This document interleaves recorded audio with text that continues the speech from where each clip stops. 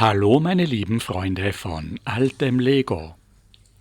Im vorigen Video haben wir uns die 12 Volt Güterzug Startpackung 7730 angeschaut. Vorne hat die Lokomotive links und rechts am Dampfkessel als Wasserkästen zwei 2x6x2 Ballastgewichte. Wegen der äußeren Größe habe ich irgendwie gedacht, dass ein drittes Ballastgewicht im hinteren Kohlekasten eingebaut ist. Peter hat mich auf diesen Irrtum aufmerksam gemacht. Der Kohletender ist aus normalen Einmalsteinen hohl gebaut. Ich möchte das hier richtigstellen und entschuldige mich für die Fehlinformation. Nach diesem 12 Volt Güterzug Starter-Set mit der Dampflokomotive werden wir heute einen zweiten Güterzug mit der blauen Diesellokomotive 7760 bauen. Das war die kleinste Lokomotiv-Einzelpackung, wo ein 12 Volt Motor dabei war. Von den verschiedenen einzeln erhältlichen Güterwagen werden wir heute den kleinen zweiachsigen Shell-Kesselwagen 7816 dazu bauen. Die blaue Diesel-Verschublokomotive 7760 war 1980 mit 58,50 Mark die kleinste und günstigste Lokomotive, wo der 12 Volt Motor schon dabei war. Obwohl das Modell sehr klein ist es genauso wie die großen Modelle in einer aufwendigen Styroporbox mit Kunststofffächern und Klappdeckel verpackt. Die Bauanleitung ist ein kleines DIN A5-Heft mit 16 Seiten, mit 14 Bauschritten für das Hauptmodell und wie bei allen Sets der Lego Bauspielbahn eine ausführliche Anleitung für ein Alternativmodell mit längerer Motorhaube und quer eingebauten Ballastgewichten. Bei Umbauten sind die originalen Aufkleber immer ein großes Problem, vor allem wenn sie über mehrere Teile gehen.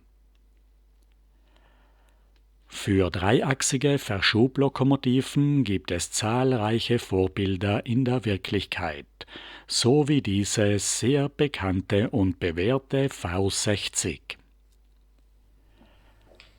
Für dieses kleine Set habe ich mir die 150 Teile einzeln zusammengesucht. Den schwarzen Motor habe ich ein einziges Mal für alle Lokomotiven gemeinsam gekauft. Die Mittelräder sind frei beweglich seitlich in das Gehäuse eingehängt und sie haben ein unnötiges Loch für eine Kuppelstange. Da man beim Motor nicht viel reparieren kann, ist es wichtig, dass er gut fährt. Derselbe Motor ist für alle Lokomotiven verwendbar. Wir hatten schon die rote Rangierlokomotive beim Güterzugset 7720, der im selben Sortiment von 1980 gleichzeitig herausgekommen ist. Wenn wir den alten 4,5 Volt Batteriemotor mit dem neuen 12 Volt Motor austauschen, brauchen wir vorne und hinten eine Zwischenplatte, weil der neue 12 Volt Motor mit dem Mittelzapfen eigentlich als Drehgestell geplant ist. Wenn wir die seitlichen Aufstiegsleitern abnehmen, können wir das Gehäuse einfach auf den neuen Motor aufsetzen und der Güterzug ist sofort abfahrbereit. Die rote Diesellok wäre eine Verschublokomotive älterer Bauart, ohne seitlich eingezogenen Motorblock, mit schlechter Sicht auf die Rangierarbeiten. Jetzt suchen wir uns die weiteren Teile für die Diesellok zusammen. Man braucht zwei blaue Ballastgewichte die ausschließlich in dieser Packung verwendet wurden und 10 Euro das Stück kosten. Ich habe nur ein einziges gekauft, das zweite werden wir mit einem normalen schwarzen Ballastgewicht ersetzen. Bei den Fenstern würden die blauen 2x3 Fenster 18 Euro das Stück kosten. Wir werden sehen, ob wir diese Investition vermeiden können.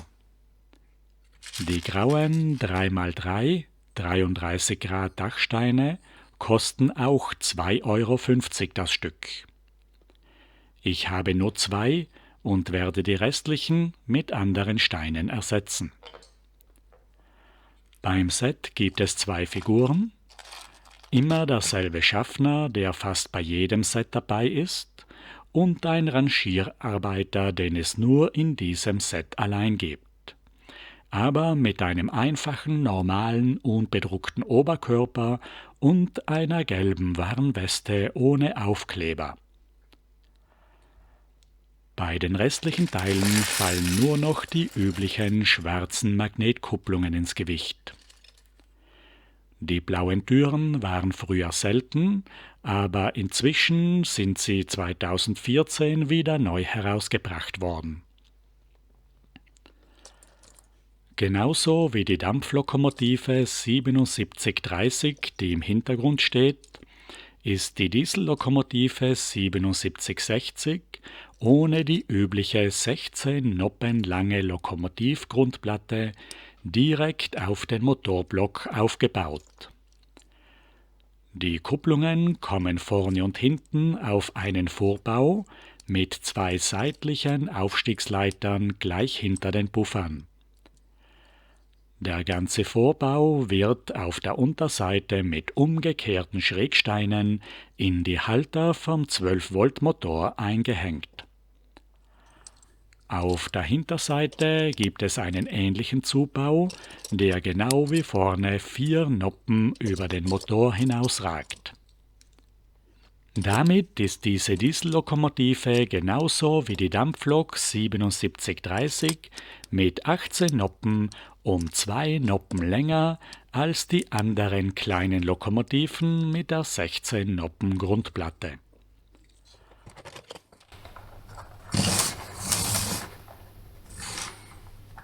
Auf die Seitenräder kommen 2 10 und 6 Noppen lange, 2 Noppen breite Platten. Damit entsteht eine stabile 6x18 Noppen große Grundplatte für die Aufbauten und man kann später den Motor leicht unten vom Gehäuse abnehmen. An die 4 Ecken der Grundplatte kommen die Lichter auf schwarzen Scheinwerfersteinen. 1980 waren diese nach ihrem Designer Erling Dideriksen benannten Steine noch brandneu. Und auch die runden 1x1-Platten waren neu und wurden anfangs ausschließlich als transparente Lichter für Eisenbahnmodelle verwendet. Sie waren ein wichtiger Bestandteil der 12-Volt-Lokomotivbeleuchtung. Diese kleine Lokomotive war zwar nicht beleuchtet, aber man konnte sich das Beleuchtungsset 7861 getrennt dazu kaufen und in die Lok ohne großen Aufwand einbauen, ohne dass sich das äußere Aussehen ändert. Ein Problem sind nur die Aufkleber und deshalb werden wir jetzt gleich schon das Beleuchtungsset einbauen. Der neue 6 Noppen breite Kühlergrillstein ist ein hohler Halter für die 2 transparenten Prismensteine, die das Licht vom 12-Volt-Leuchtstein zu den Scheinwerfernoppen leiten. Auf diese transparenten Noppen kommen die transparenten runden 1x1-Platten als Frontscheinwerfer und in roter Farbe als Rücklichter. Bei unserer blauen Diesellokomotive kommen Aufkleber mit schwarz-roten Warnstreifen auf die Front- und Rückpartie. Wir kleben diese Aufkleber jetzt nicht wie laut Bauanleitung auf die einzelnen Scheinwerfersteine und auf den schwarzen 1x4 Mittelstein, sondern schon direkt auf die schwarzen Prismenhalter. Jeweils 2 kleine Aufkleber auf der Seite und einen langen in der Mitte. Hinter die Prismen kommt der weiße 2x2 12 Volt Leuchtstein, den man mit einem kurzen Kabel am oberen Stecker vom 12 Volt Motor anschließt. Für die Rücklichter müssen wir noch ein zweites Kabel anschließen, das wir direkt am ersten Stecker anstecken. Die beiden Stecker haben perfekt in der Aussparung der Grundplatte Platz. Jetzt bekleben wir noch den zweiten Prismenhalter für die roten Rücklichter mit den Sticker und bauen ihn mit Prismen, Scheinwerfern und Lampenstein an der Rückseite der Lokomotive ein. Der Stecker am Motor versorgt die Lampen während der Fahrt mit Strom. Die Lampen leuchten sonst schon nicht besonders hell. Man fährt aber auch selten mit der Höchstgeschwindigkeit und bei niedriger Fahrspannung ist das Leuchten der Scheinwerfer nur bei einer Nachtfahrt gut sichtbar. In der Lokomotive könnten wir noch einen dritten Lampenstein als Führerstandsbeleuchtung einbauen.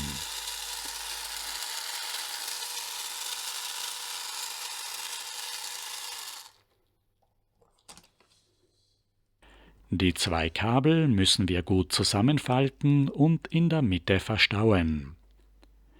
Dafür muss man in der Mitte 4 blaue 1x2 Steine weglassen und die Kabel am besten mit 2 quergestellten 1x4 Steinen festklemmen.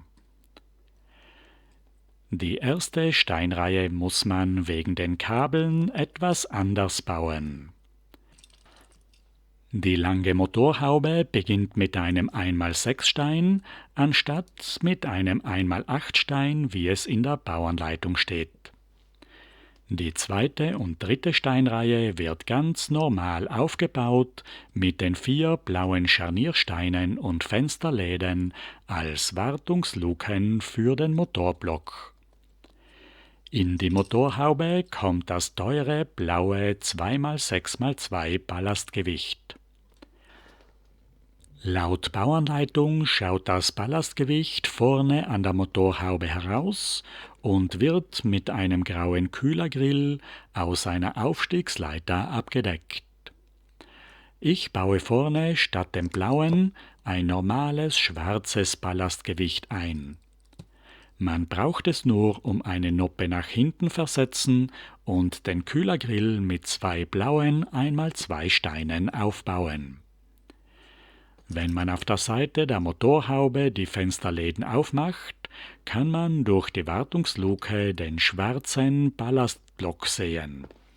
Mir gefällt das viel besser, als wie wenn man hinter der Motorhaube nur den eintönig blauen Hintergrund sieht.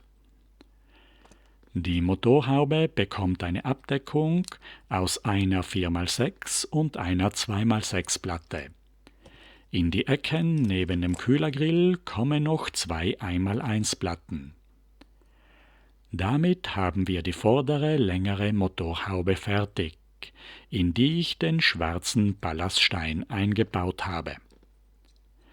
In das vordere untere Eck kommt die Betriebsnummer 7760. Der originale Aufkleberbogen schaut so aus. Bei den Replacement-Stickers, die ich verwende, gibt es 2 getrennte Bögen mit den transparenten Aufklebern und mit einem zweiten Bogen mit den gedeckten rot-schwarzen Warntafeln. Laut Bauanleitung werden die Betriebsnummern etwas höher auf den 1x2 Stein in der zweiten Steinreihe aufgeklebt. Ich habe sie hier zu tief auf die unterste Steinreihe geklebt. Der Rangierarbeiter mit der gelben Warnweste kann an der Motorhaube der Lokomotive die Wartungsklappen öffnen und mit dem großen Schraubenschlüssel den Motor reparieren. In der hinteren Motorhaube müssen wir bei der ersten Steinreihe auch etwas von der Bauanleitung abweichen, damit wir mit einem zusätzlichen 1x4 Stein die Kabel im Kanal festhalten können. Die hintere Motorhaube ist nur 6 Noppen lang und viel einfacher gebaut, ohne Wartungsluken und ohne Kühlergrill. Sie reicht 2 Noppen weit in den Führerstand und schaut nur 4 Noppen vor. Hier setze ich das originale blaue Ballastgewicht ein, weil man es an der Hinterseite sieht. Auf die hintere Motorhaube kommen die Aufkleber mit den Betriebsdaten der Lokomotive. Es stehen hier die 2 Bremsgewichte für den Personenzug- und Güterzugverkehr. Die unteren Wellenlinien sollen wahrscheinlich noch Lüftungsschlitze andeuten. Hinten wird die Motorhaube mit einer 4x4 und einer 2x6 Platte abgedeckt. In der Mitte kommt eine Säule aus einem 1x2 Stein und einer Platte hin. Links und rechts bleiben Schlitze für die 2x2 Fenster frei. Von den kleinen blauen Fenstern habe ich genug. Die sind nicht so selten. Auf der Vorderseite besteht die Windschutzscheibe aus 2 2x3 Fenstern, die sehr selten sind und 18 € das Stück kosten. 3 kleine 2x2 Fenster in einer Reihe schauen nicht so gut aus. Ich werde wahrscheinlich zwischen den Fenstern einen Dachstein als Nase oder als Kamin einbauen. Das schaut sehr schön aus und kommt dem realistischen Vorbild sehr nahe.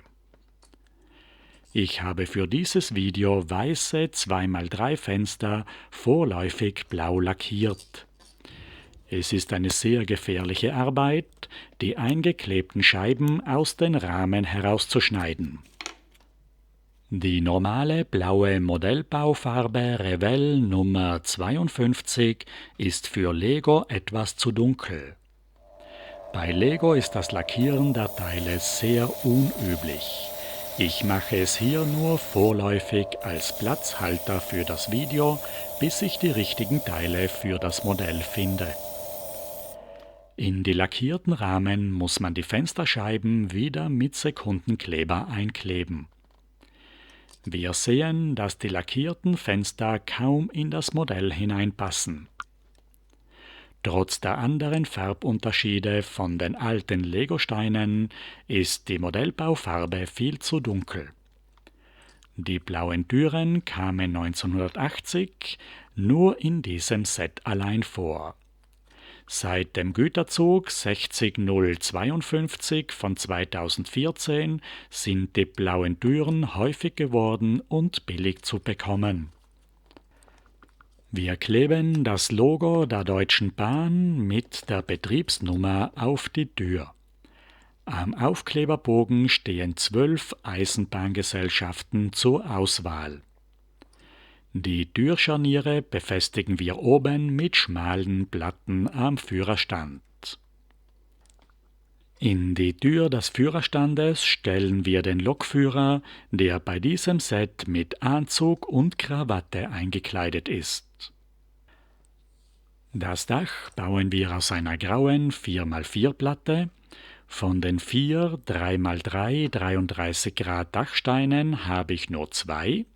Die andere Seite ergänzt sich vorläufig mit einem grauen 3x4 und einem 3x2 Dachstein. In die Mitte kommt eine graue 2x2 Fliese als Abschluss. Jetzt ist die blaue Dieselrangierlokomotive 7760 fertig und wir schauen sie nochmal von allen Seiten genau an. Sie hat eine schöne Frontpartie mit Scheinwerfern und grauem Kühlergrill.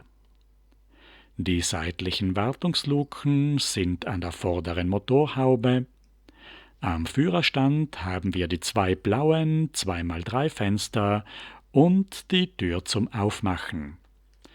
Die hintere Motorhaube ist sehr kurz und einfach gestaltet. Der 18 Noppen lang gebaute Unterbau und das graue Dach mit den 4 3x3 33 Grad Dachsteinen.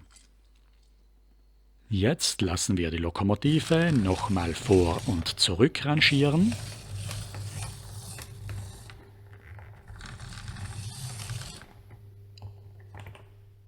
Dann bauen wir uns als zweites Set heute noch den zweiachsigen Shell-Kesselwagen 7816. Er besteht aus 120 Teilen, unter denen kein besonderes Teil dabei ist. Wir schauen uns bei dieser Gelegenheit nochmal das typische Fahrgestell der kleinen zweiachsigen Waggons an. Auf einem Mittelträger aus 2 Noppen breiten Platten kommen vorne und hinten die Bufferbalken mit den Magnetkupplungen.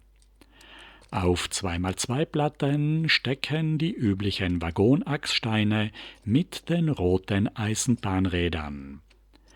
An den Seiten werden die Achssteine mit schmalen umgekehrten Schrägsteinen an der Waggongrundplatte befestigt.